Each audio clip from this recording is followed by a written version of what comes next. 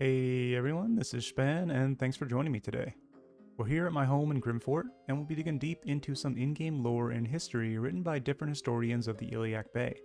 Grab a drink and a snack and get cozy as we get our noses deep into some books and Daggerfall lore. But before we get started, if you enjoy content like this, consider subscribing to my channel or becoming a channel member through the link in the video description below.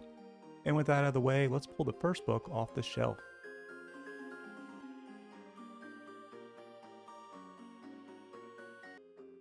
Alright, we got a nice seat in front of the fire here. And I thought this would be a cool video series to do because I personally am not that knowledgeable about Elder Scrolls lore. I always want to spend more time reading through a lot of the lore in books in Daggerfall, so I thought that maybe some of my subscribers would be interested as well. Feel free to move the scrolls over there and take a seat next to the fire. The first book that I prepared today is called The Madness of Pelagius. Let's get into it.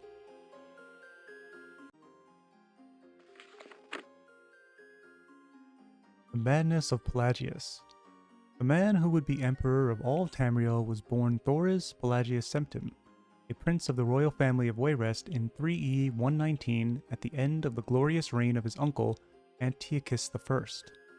Wayrest had been showered by much preference during the years before Pelagius' birth, for King Magnus was Antiochus' favorite brother. It is hard to say when Pelagius' madness first manifested itself, for, in truth, the first 10 years of his life were marked by such insanity in the land itself. When Pelagius was just over a year old, Antiochus died and a daughter, Kintira, assumed the throne to the acclaim of all. Kintira II was Pelagius' cousin and an accomplished mystic and sorceress. If she had sufficient means to peer into the future, she would have surely fled the palace. The story of the War of the Red Diamond has been told in many other scholarly journals, but as most historians agree, Kintara II's reign was usurped by her and Pelagius' cousin Uriel, by the power of his mother Potema, the so-called Wolf Queen of Solitude. The year after her coronation, Kintira was trapped in Glenpoint and imprisoned in the imperial dungeons there.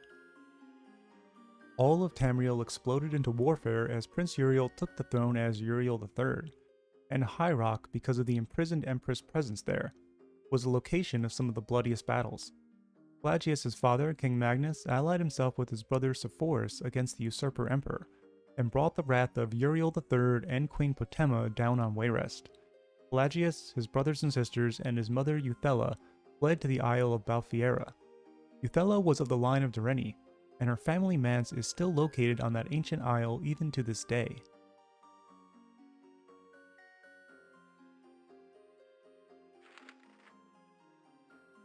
There is thankfully much written record of Pelagius' childhood in Balfiera, recorded by nurses and visitors. All who met him described him as a handsome, personable boy, interested in sport, magic, and music. Even assuming diplomats a lack of candor, Pelagius seemed like, if anything, a blessing to the future of the Septim dynasty. When Pelagius was 8, Sepphoris slew Uriel III at the Battle of Ichadog and proclaimed himself Emperor Sepphoris I. For the next 10 years of his reign, Sepphoris battled Potema. Pelagius' first battle was the Siege of Solitude, which ended with Potema's death and the final end of the war. In gratitude, Sepphoris placed Pelagius on the throne of Solitude.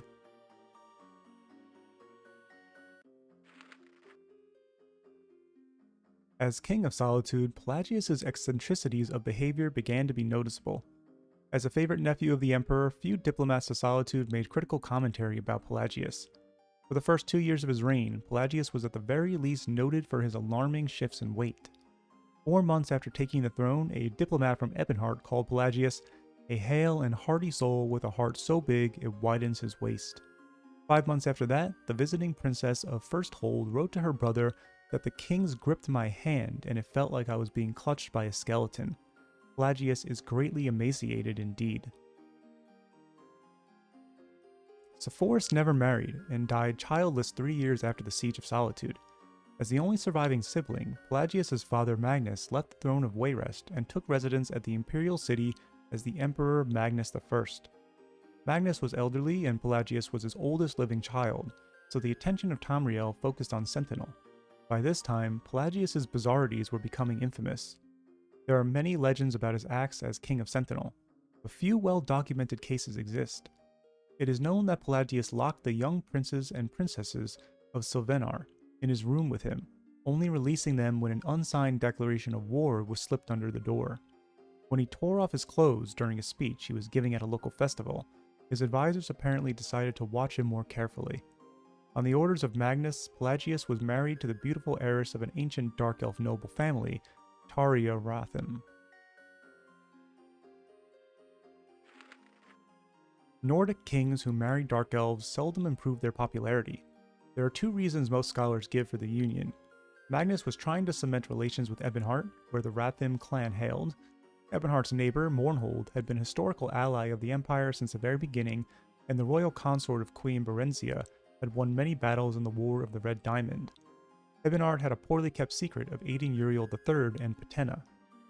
The other reason for the marriage was more personal. Kataria was as shrewd a diplomat as she was beautiful. If any creature was capable of hiding Pelagius's madness, it was she.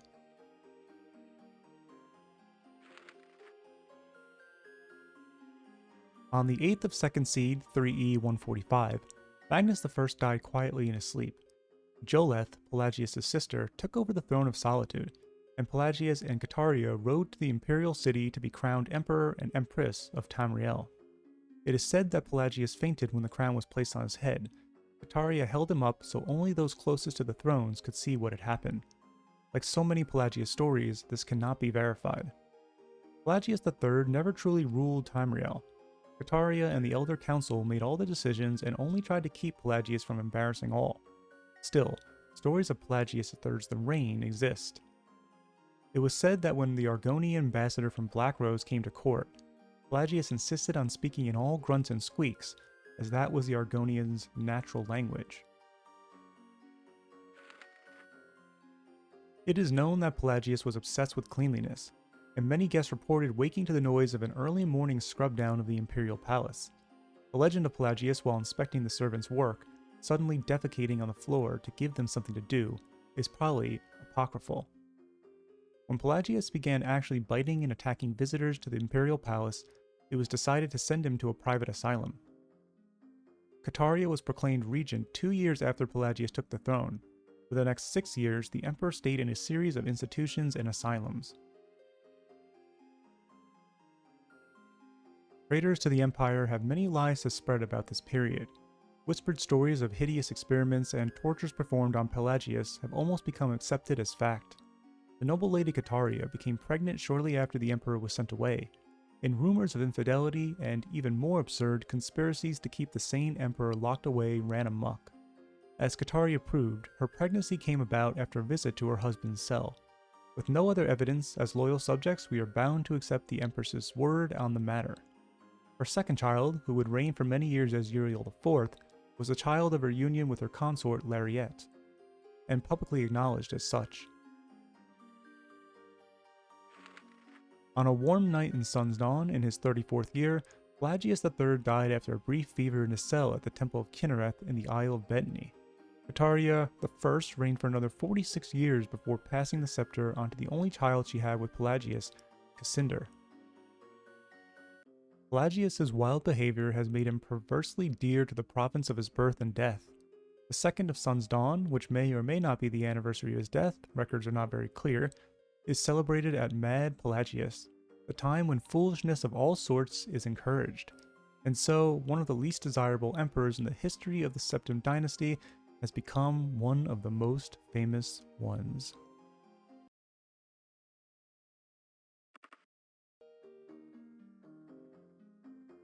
This one was pretty interesting to me because I remember another book in my personal library here that detailed the sort of crazy rule that Pelagius had. Let me find that book real quick. Alright, so I was able to find it, and this book is called The Asylum Ball. In this one, we can get a better example of a specific circumstance where Pelagius's madness was really on display. We have some time left here, so let's give it a read.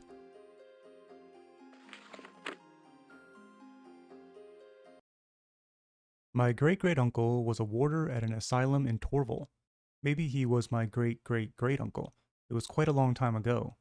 and this is a story that has been passed down in my family from his generation to mine. Perhaps it is purely apocryphal, but when I was told it, it was whispered in such a way that it was meant to be taken seriously.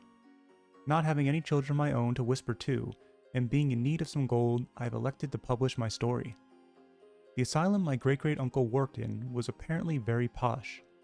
Only the right class of lunatics were admitted. Eccentric dukes, mad baronesses, touch lords, and daft ladies filled the asylum's tapestried and gilded halls. Still, it was a time of great excitement when the rumor began that the unhinged Emperor of Tamriel, Pelagius III, was transferring there from a resort in Valenwood. When the rumor became a reality, the asylum went into nice, calm, restive chaos. Pelagius was given an entire wing of the asylum for his own use, for, though he was madder than a jackal, he was still his terrible majesty, the Emperor of Tamriel. The Emperor was remarkably well behaved, my great-great-uncle supposedly asserted. Of course, he did not have to face the commoners who came on all sorts of pretenses to gawk at their overlord, the loon. When one of the warders, not, I have been assured, my uncle, forgot himself and let his terrible majesty know that people had been there to see him, the Emperor grew very excited. He made up his mind right then and there to have a ball. A huge party with musicians, dancing, and dinner, right at the lunatic asylum, or precisely in his wing of the asylum. Rumors of the Emperor's interest in holding a ball spread throughout Torval, and eventually it reached the ears of the Empress Regent Kataria, Pelagius' dear wife, in the imperial city. Eager to make her husband happy, she sent a caravan laden with gold to the asylum so a ball might be held befitting the imperial dignity. The Emperor picked a date for the ball, and preparations began immediately. The old asylum walls were beautifully decorated, but needed cleaning. A pit had to be constructed to house the orchestra, servants for cooking and serving the food had to be hired, gold and ebony candelabras and matching chandeliers were ordered. The old rugs were destroyed, and new rugs embroidered with gems were weaved. Lists of guests had to be compiled, reconsidered, and recompiled. The Emperor knew that the guest list had to be very exclusive, and he relied on his advisors to tell him who was alive and who was dead, and who was imaginary. I like that.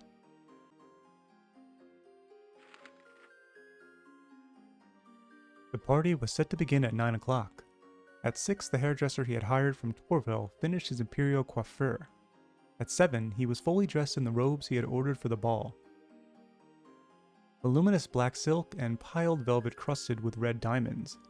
At 8, he walked down the newly reconstructed staircase to supervise the final preparations, the lighting of the candles, the opening of the wine, the murder of the first course. At 9 o'clock, he took a seat at the Fasimile throne he had ordered and awaited the first guests. At 9:30, his advisor, seeing the royal eyes beginning to glaze over with madness, said, "Your terrible majesty surely knows that it is not fashionable to arrive at any ball for at least an hour after the desired time, yes?" The Emperor just stared. At 10:30, the Emperor called for some food and wine, and sat at his throne, looking at the open door eating. 30 minutes later, he ordered the orchestra to begin playing. For the next 3 hours, they played gaily for the empty, candlelit ballroom. At 1 o'clock, the Emperor announced his intention to retire for the evening. My uncle was one of the warders who assisted His Terrible Majesty up the staircase. Halfway to his room, Pelagius threw himself on the floor in a hysteria, screaming and laughing, ordering more wine. My mother was good at this part of the story, rolling her eyes and shrieking, "More wine, more wine, wine."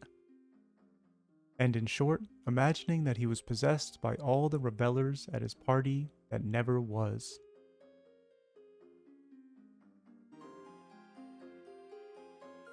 And that'll do it for today's reading.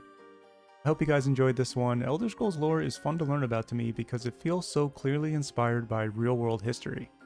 And I don't mean that it takes inspiration from real-world events, but instead I like that it often includes stories that don't necessarily have massive consequences on the world.